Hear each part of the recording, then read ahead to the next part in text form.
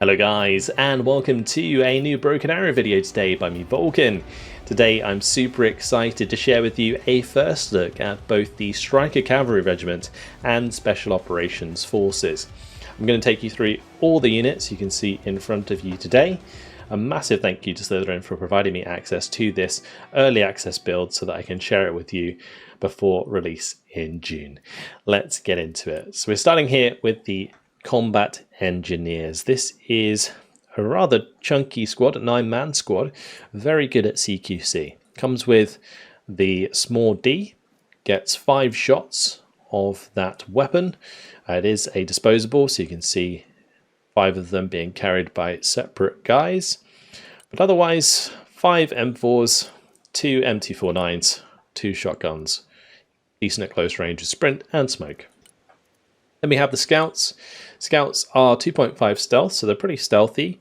Not the maximum stealth. Snipers get like 3 stealth, just to give you a sort of bearing on that. But otherwise, a 6-man squad, and they come with an 84. Unfortunately, like only 3 rounds, so they can take out maybe 1 unit with these. Like a sort of light armored vehicle with APS can maybe take out with 3 shots.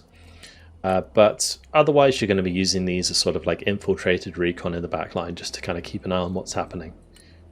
Then we have the Troopers. Troopers are pretty good. They've got a 9-man squad with AT4 and Javelin. Their main weapons are M4s and M249s, and I have noted that they don't necessarily trade too well with like most Russian forces, particularly like Special Forces. They're going to get destroyed by them, but as sort of like an frontline unit, they're pretty good. I found them really nice for just kind of holding the line and sort of making a concerted push with your vehicles. Then we have the Trooper AA.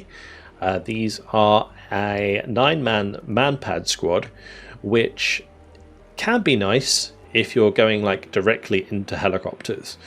Because it will take a lot longer for the helicopter to destroy your unit with its gun and rockets, and so you'll have time to maybe get up a couple of stingers, which will certainly turn the tide. But otherwise, quite a costly man-pad squad for the amount of AA cover that it actually gives. Then we have the Armoured Knight, which is a fast recon vehicle, 95 km/h speed, has a 50 cal, has laser designation, and 2,400 optics, which is pretty much the maximum that a vehicle is going to get. So a good sort of unit to put on the flanks, and you can hunt down enemy snipers and stuff with this pretty effectively. Then we have the Centurion CRAM. This is really good at intercepting enemy missiles and will be used to defend the Patriots that you can come with the Stryker Cavalry Regiment. So you'll put these up in front to create a wall to intercept enemy missiles. They can also engage helicopters, but their range isn't that good. I mean, it is increased by radar. You know, radar increases high altitude range by 2 times and low altitude range by 1.25. So the low altitude range is going to be something like, I don't know, 1,350 or something, I don't know, my math is terrible, but the high altitude range is going to be like 2,400, and that's where it's going to intercept the missiles. It can be upgraded with B-kit armor. You're probably going to want to do that because as soon as this is shooting down missiles, people are going to target it with artillery, and the new Russian artillery is pretty good, so people have been using it quite a lot from what I've seen so far in multiplayer. Then we have the Helmet. This is your armored supply vehicle. It can make it into an armored troop transport, which gets even more armor, and then you get 24 seats, 4,500 supply. Without the armor, you get 9,000 supply, so it just depends if you want to use it as a troop transport or not. Then we have the M10 Booker. This is actually surprisingly resilient with its 300mm of frontal armor. Like, it's not a lot. It's not as much as like a tank, which usually has like, say, an Abrams would be 600. But then like an IFE is like 100 or less. So the M10 is kind of in the middle, and it can be pretty good because it's relatively quick and has a nice gun. 520mm kinetic penetration. You can also give it an auto cannon, which can potentially run circles around things because it's not as fast as the things that it's probably going to want to try and flank. I haven't found that the autocannon is too good, but either way, you can give it Iron Fist protection for an extra 45 points. That gives it the active protection, which intercepts enemy missiles or rockets. Then we have the big old supply truck, 15,000 supply on this bad boy. Can give it a self-defense weapon. You can give it extra armor. Then there's the Guardian, which is again another unit really good for hunting down enemy recon squads. You can give it a grenade launcher, a 50 cal, or both, and it has 1,750 optics. So you just kind of like drive this around and find sneaky enemy recon squads. And we've got the HIMARS returning from the first multiplayer playtest, I think. You've got high explosive warheads, cluster warheads. The nice thing about these warheads on the HIMARS is they can be laser guided. So like laser guided cluster warheads can be really, really effective at wiping out tanks. And then we've got the ATACMS, which is a ballistic missile, and the PRISM, which is a ballistic missile. One is HE, the PRISM, and the ATACMS is cluster.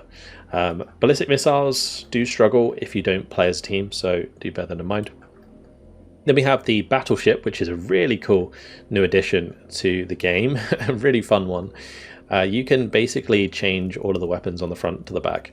So on the front, you can choose between the M240, 50 cal, and grenade launcher. That's the same in the central and rear, but you can also get TOW2s. So you can set this up as like a triple MG vehicle with triple 50 cals, which is pretty fun, or triple grenade launcher if you want it as like just to wipe out infantry and buildings. Yeah, it can be really interesting, or like a double TOW2 anti-tank. I'm not sure how well this works. I haven't had a chance to try the double TOW2 setup on this, but I fear this stealth is not good enough to make this work. Regardless, moving on, we have the MML Stinger. The MML Stinger has 15 Stinger missiles by default. You can also have 15 Hellfires, and you can also have 15 Sidewinders. Now, it does have radar, so you can push those Sidewinders up to 3,100 meter range, which is pretty nice. And then the low altitude range is going to be like 2,400-ish. Hellfire missiles, you can also boost that low altitude range a little bit. So yeah, pretty cool unit, very unique. Can intercept missiles as well with the Sidewinder. That's something to bear in mind. And I think generally you'd want to up armor this so it's not as easy to kill. Then we have the Patriot Pack 3. So the Patriot Pack 2 is interesting. It has a longer range missile than the Pack 3, but the Pack 3 comes with like a lot of missiles. So in this case, the MIM 104F with 3,200 meter range, if you give it the 16 missile package, it gets multi-targeting. So it can fire and track 2 missiles per target on 3 targets, which is pretty insane air defense. So potentially worth upgrading or like upgrading that to for 100 points so that it has that capability. That's pretty huge. It can take self-defense weapons. You probably do want the B kit on this just to prevent it from being killed so easily by artillery. And then we have the Pack 3 MSE, which is similar. You got 4, 8, or 12 missiles. Again, the maximum 12 missiles gets the multi-targeting, which is really cool. And then it's got extra range, the MSE, so that's what you're getting there for the extra points. Then we have the Stryker ACGM, so we're onto the Strykers now. There's lots of different variants. This is the ACGM variant, which can either come with the TOW2A or the TOW2B overfly. Now, top attack weapons are potentially better now. I haven't really had much of a chance to try the TOW2B more, but basically I think TOW2As are still pretty good value for money. For the extra 25 points less. One thing that is really nice about this vehicle is you do get trophy and extra armor for 30 points. So that's a very, very good deal. Extra 20mm frontal armor and the heat to help you survive those enemy ACGMs. And then we got the Stryker Engineer Support Vehicle. This is exactly the same in terms of upgrades to the Stryker ICV. It's just the engineer support vehicle has the equipment on it, including the mine plow. So this can be upgraded with the grenade launcher. It can have 50 cal. It can have 50 cal with javelin, or the grenade launcher with javelin. So those are the options there. And in terms of armor packages, again, it can bring the Strat 2 with trophy APS, but it's costing you 40 points on these. But probably still worth it to have the APS so that your infantry is not getting destroyed on the way to the front line. Stryker ICV there is basically exactly the same as I mentioned. The only difference is this can come with the Dragoon, which is a Bushmaster 2 30mm autocannon, which could be pretty effective. I haven't had much chance to try it out, but you could probably flank some tanks pretty nicely with this, because it has up to 150mm of kinetic penetration, which means it is going to be able to get through the side armor and rear armor of heavier tanks potentially. Then there's the Stryker mortar carrier. So this is a 120mm mortar carrier, which is pretty substantial. It can have guided rounds if you give it, or you can choose mostly smoke or mostly HE, and it can get the extra armor for 10, which is probably worth it to avoid counter battery. And then we've got the trophy APS system. Also, just something to note, all Strykers can be airdropped if they do not have the reactive armor on them, so that's pretty cool. Moving on, we have the gun system Stryker, which is cool. It has the 520mm kinetic gun, which can fire at 1,300 meter range. It can be upgraded to have a grenade launcher instead of a 50 cal if you like, and it can have trophy APS and reactive armor. The only thing I will say about this is it's like Strykers in general aren't as tanky as you maybe think. I mean, maybe you didn't think they're that tanky, but like an enemy tank one-on-one with one of these is just going to kill it so fast. So this gun's not going to be able to get too much damage done. Where these are fantastic is cleaning up other light vehicles and also like ambushing with side shots onto heavier targets. Then we have the Stryker M-Shorad, which is the anti-air variant of the Stryker. So it comes with a 30mm. It has double stinger pods by default, but there is a lot of interesting variants here. So you can either have an MG, the 50 cal with 4 stingers on the sides. You've got the Fletcher with stingers. So the Fletcher's like a guided rocket, and then you've got the Stinger as well there with the 30mm. Double stinger pod, which is default, and then the Stinger Hellfire setup, which is really good because it can engage vehicles very effectively. Although this is the top attack HE variant, so it's not doing as much damage to infantry or as much damage to armor, but if it can penetrate, then it's going to do a lot of damage. There you go. Then we have the Stryker recon vehicle. So this comes with the 2,400 optics. That's pretty nice indeed. You've got M2 heavy machine gun, 30 cal. There's the Bushmaster autocannon, and potentially with a javelin as well. This could be really strong. I mean, 2,400 optics with a 30mm and a javelin. Also airdroppable. If you don't bring it with the reactive armor, you could do some really interesting shenanigans with this vehicle. Trophy APS is pretty expensive though on this vehicle. Like the Trophy APS system varies based on the type. So for example, with the M-Shorad, it's like 70 points, but it's kind of worth it because you need it to prevent enemy helicopter ATGMs from killing it. So yeah, in that case, it's somewhat worth it. Moving on, we have the self-propelled howitzer version of the Stryker, 105mm gun on that thing. It's okay. It's useful for helping clean infantry out of buildings and hardpoints. That's generally what I have used it for so far. Then we have the B-52 Strato Fortress, which comes with interesting payload of default 12 AGM-86 ALCMs. You can add another 8 for 200 points, which pushes the total price to 900 points, which is quite significant. It can also come with 45 500 pound bombs in its bomb bay. On its wings, you can change the 12 cruise missiles to JASSM cruise missiles, or JSOs, which are low drag bombs with cluster. And then we've got the LJ down there, which is guided bombs, and the dumb bomb 2,000 pounds. Get 18 of those. So you could set up like a really nice carpet bomb with a Strato Fortress, or you could have it sit at the back with those cruise missiles in order to like break down heavy air nets or something like that. Can also come with a designation pod, although you almost probably never want to use that, to be honest. Let's move on to the F-16. So we've got the F-16 here, the Fighting Falcon. The Fighting Falcon is the air-to-ground variant of the F-16, so it has lots of different bomb loadouts. So we've got the either high drag or low drag options. I think generally this is going to be a high drag bomber because it doesn't have an ECM, so you kind of want to keep it low. And the Snake Eye and the Rock Eye, both high drag bombs. The way that this works is because it's high drag, it falls behind the plane when it's dropped, and therefore doesn't blow up underneath the plane like a low drag bomb would.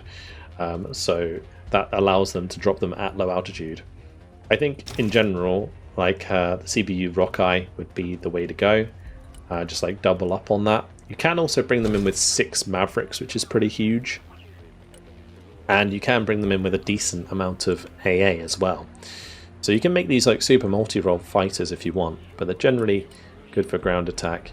A way I would like to do it is kind of fuel tanks, Mavericks, and then like a light AA loadout, maybe a couple of AMRAAMs for engaging at longer range. And then you've got a 300-point unit that's very good at taking out enemy tanks. Then we got the F-16 CJ. This is the seed variant of the F-16. So it comes by default with 2 AGM-88 harms. You can add 2 more harms. By default it comes with them. Or you can switch them to ECM pods, which gives you an extra 10% ECM. ECM is just like a straight up chance for the missile to miss. And then you got fuel tanks as well if you just want to make it super cheap. And then again, all of the options for the outer pylons for different air setups. So my favorite for this one is 4 harms, 4 AMRAAMs. I think that's generally the best setup because you're going to be having this sitting nearer the back of the map, sniping seed with the seed missiles, and then the AMRAAMs can engage enemy aircraft that come out to stop you. Then we have the F-16 Viper. The Viper's a very cool aircraft, gets more of the modern cruise and low drag bombs. So we get the JSO as an option, the LJDAMs for the 2,000 pound variant and the 500 pound variant.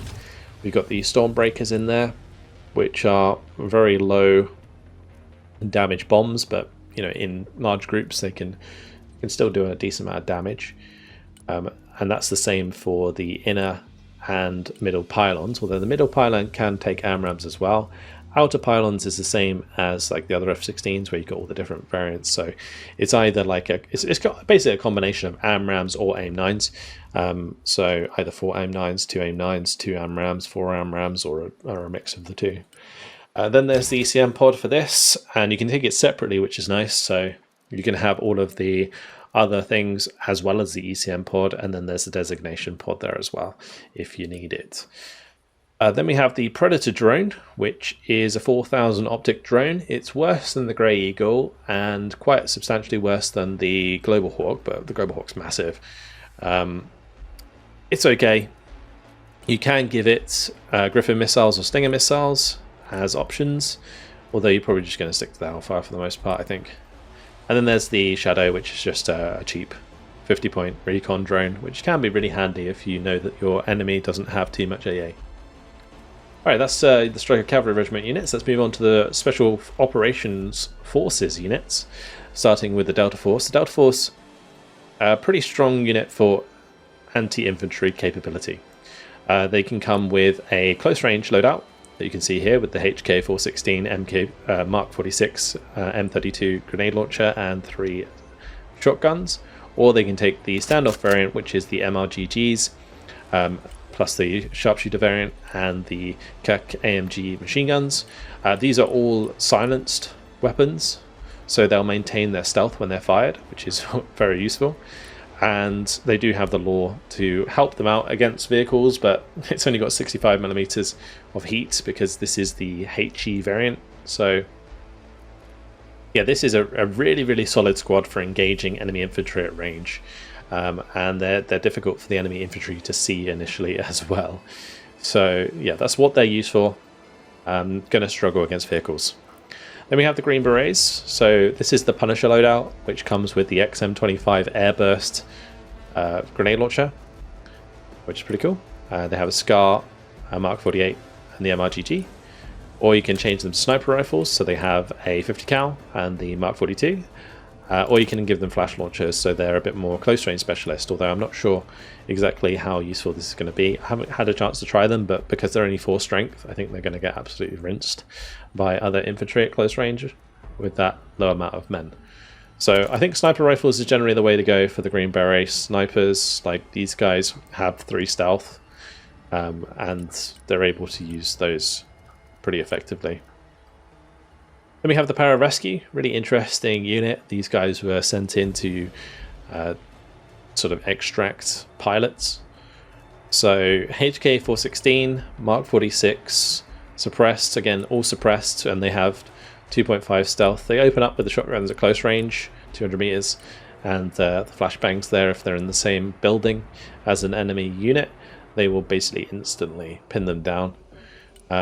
Then we have the Special Tactics team, which is probably my favorite setup for these guys, which get with the 4 MRGGs, the CAC AMG, the MRGGS, again, all silenced, so they maintain their 2.5 stealth when they're firing, and then the Stinger. The Stinger is really, really handy, and these basically become like a OP manpad squad. Yeah, really, really big fan of them. Moving on, we have the Rangers.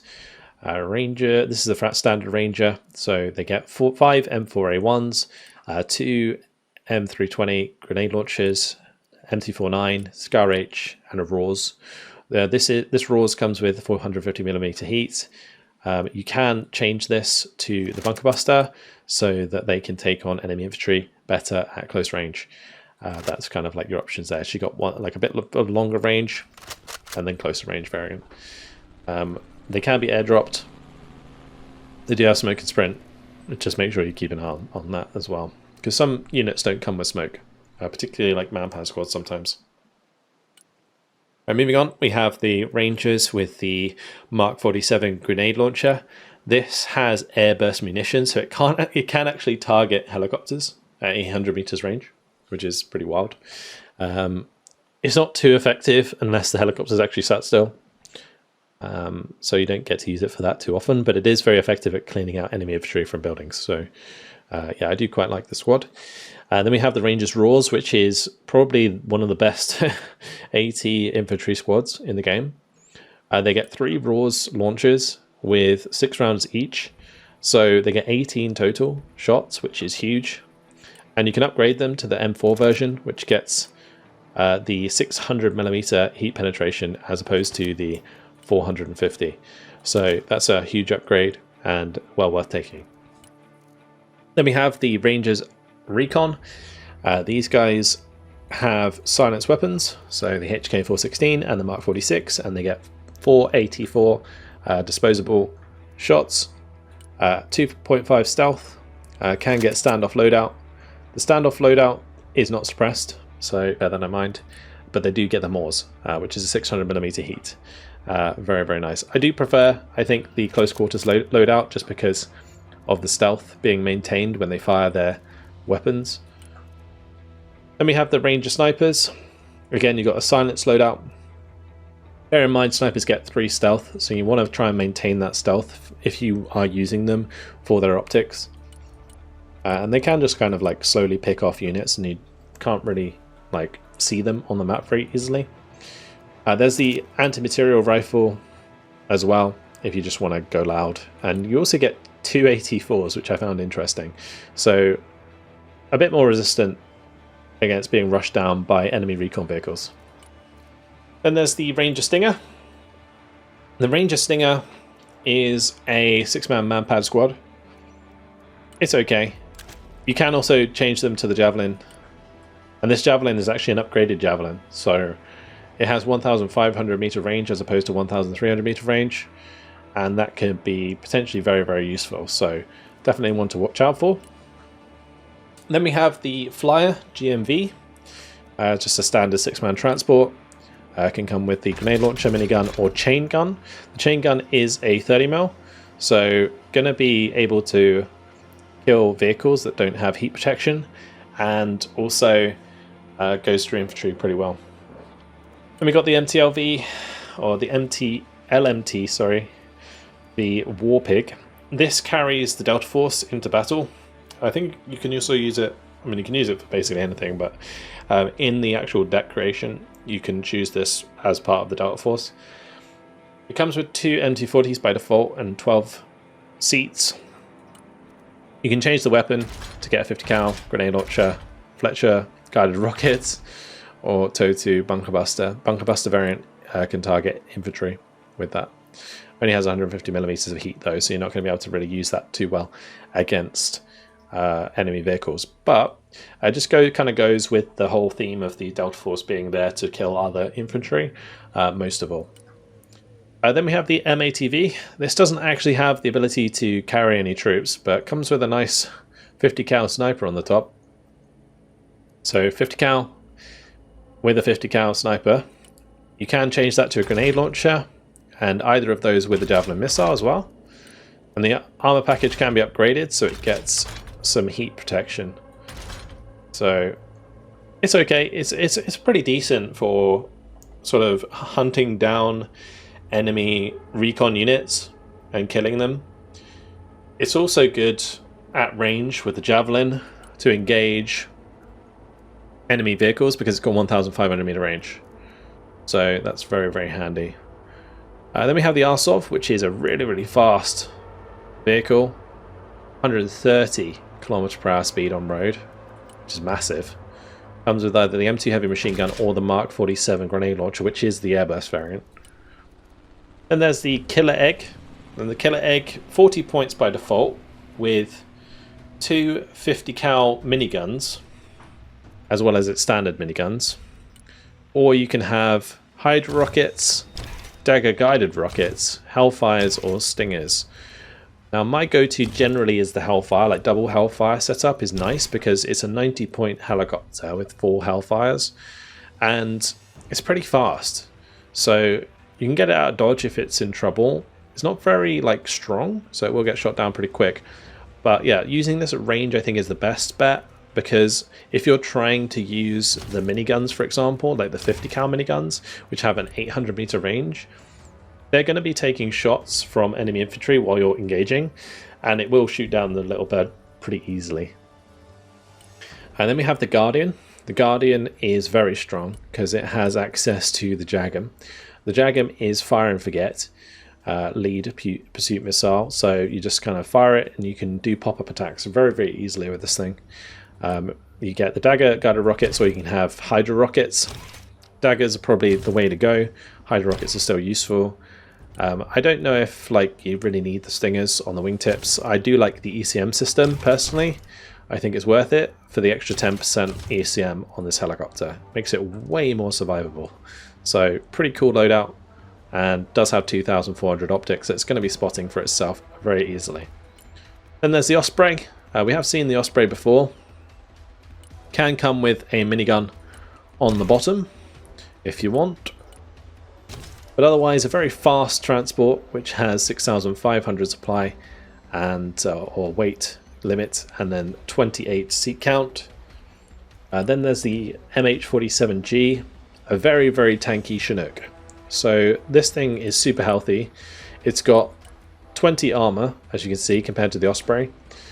And it's also got ECM, which can be improved with the ECM system. So you can go up to 25% ECM with 20 armor and 18 health. You can also change the weapons to have the GAU-21 HMG, which is a faster firing 50 cal. So yeah, it could be a pretty decent support helicopter as well against enemy infantry. Something definitely to keep an eye on. The only thing that puts me off it is the price. Like, it's 195 points. That's before you bring in the infantry with it. Then we have the Little Bird. Big fan of the Little Bird as a transport helicopter. 6-seater, which allows it to carry like most of the smaller squads, so like Green Beret snipers, STT, some of the Ranger squads here, like the Ranger snipers, the Rangers recon, the Rangers javelin, can all fit and be called in with the Little Bird. And you can also upgrade the Little Bird so it has its own optics, and you can use it as a little recon helicopter for 35 points to kind of like check the flanks or something. Really, really nice. Then there's the MH60M DAP. The MH60M DAP has the chain guns by default with the 30mm. You can change that to the Hydra rockets, Dagger rockets, and Hellfire AT, and you can also add Stingers and Hydras. The only thing I will say about the DAP is, like, it's basically a cheaper Guardian, but I do really like the Guardian, just because of the JAGMs. But yeah, say if you go DAP with, say, a Stinger Hellfire setup, it's pretty nice. 260 points, you're paying 35 points more, and you get a Guardian, right? So, yeah, whilst this is still a really good loadout, and it still has 25% ECM, it's not quite as tanky as a Guardian, which gets 20 armor and 15 health compared to the 12 health and 10 armor of the MH60. So do bear that in mind. Then there's the MH60M SAW, which is the transport variant. Comes with the 12 seats, 4,000 weight capacity. Can upgrade to the GAU 21 machine guns, so they're pretty beasty. Then we have the Silent Hawk, really interesting transport helicopter. Does have 2.5 stealth, so yeah, the highest amount of stealth you can get for a helicopter. It's still going to get spotted, I found, by enemy aircraft quite frequently, but it can get away from basically anything else on the ground, like in terms of like skirting around the edge of the map to infiltrate some units. Yeah, it does work for that purpose, so that is kind of nice. It's also pretty fast. Then we have the Comanche in the game, which is a very interesting looking helicopter. It always looks wild. I just really like how this swings out and it's got the rocket pods or whatever else you put on it, which can be Hellfires, can be Daggers, can be Stingers, and even if you change all of these, this is the loadout I usually use with like double Hellfire Stinger. So you got 4 Stinger AA missiles and 4 Hellfire missiles. And look how it swings out and you've got the Hellfires on there. Really, really cool. And then there's a radar capable as well that puts it on top, puts on its little hat, gets an extra 400 meters optics. Then we have Ghost Rider, which is the AC-130. AC-130 is actually very, very strong. It can rip apart multiple tanks very quickly, but it needs to be like firing to the side of them or the rear of them. And also, it's massive, so it gets killed very easily. Like, it does have 30 health, so it takes a few hits. And it's also got 15% ECM, and it absolutely spams flares. But yeah, if it can stay alive, it does loads of damage. If it dies, then, you know, it dies. But it's only 160 points, which is actually pretty cheap. You have 2 default loadouts, so Ghost Rider, which has the 105mm HE and the Bushmaster 2 cannon. Or Spooky, which gets the Equalizer, the GAU 12, Bofors, and 105. And then you can also add Griffin missiles to the ramp at the back. You can have Stormbreakers and Hellfire HEs on the wings. So this one is over here. Starboard side. Alright, so then we have the B2 Spirit. Look at that. I'm just going to hide the HUD so you can see it. It's a pretty awesome looking bomber. Comes with the tactical nuke by default, which puts it up to 1,000 points.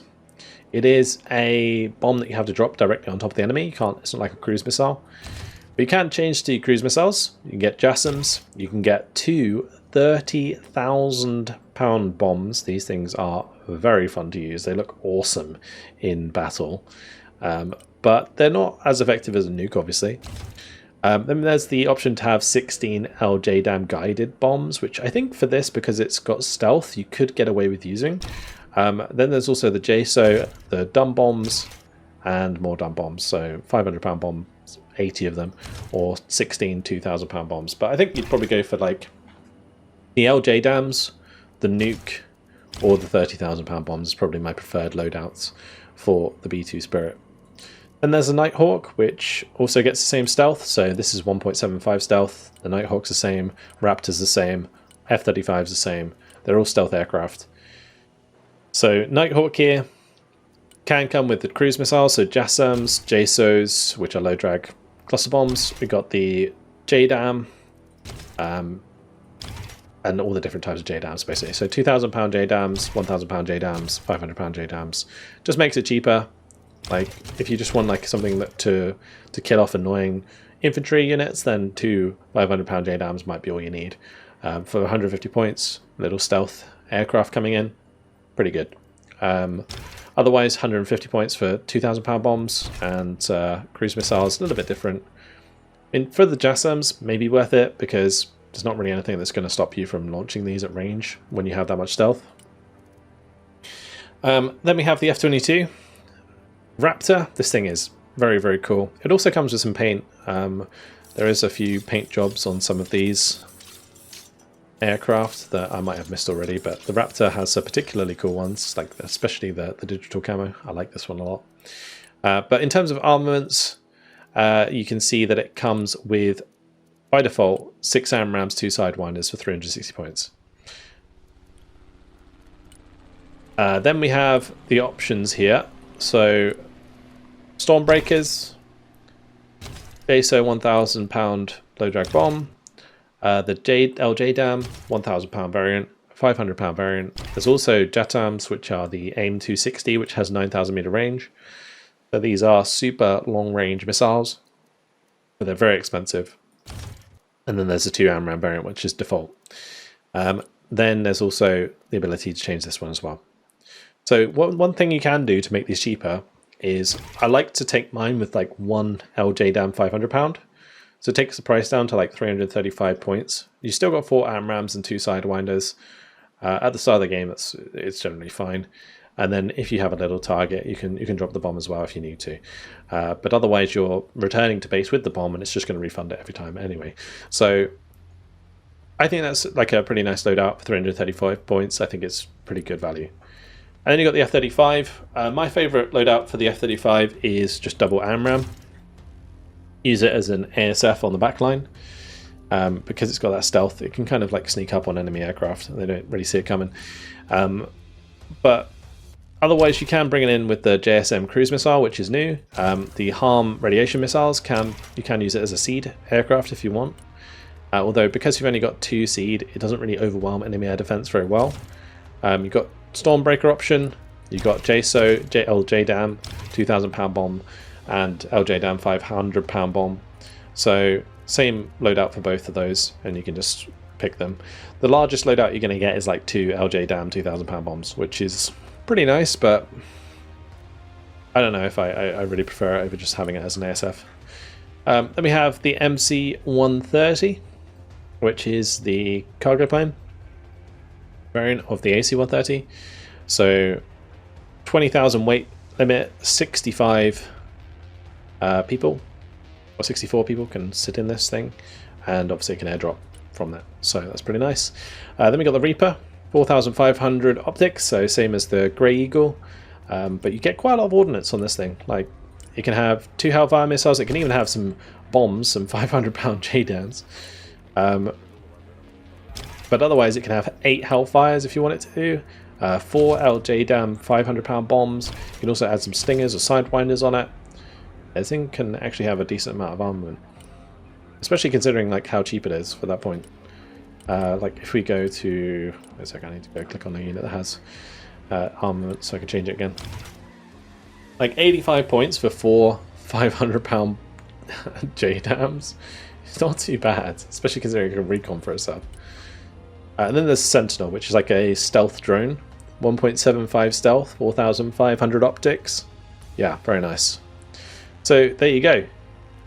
That's all of the new units on the US side in the Stryker Cavalry Regiment and Special Operations Forces. There is a couple more new units that have been added. Like a good example is the A10 that's now in the game for the Airborne Infantry. So that's a new one. The Airborne have also got a new loadout here, so they can have the Spear and the M250, which is all silenced, so they'll maintain their 1.75 stealth, and they have a Moors for 600mm heat, so that's pretty nice. So that's something to note anyway. But otherwise, I'll just show you the deck quick that I made earlier.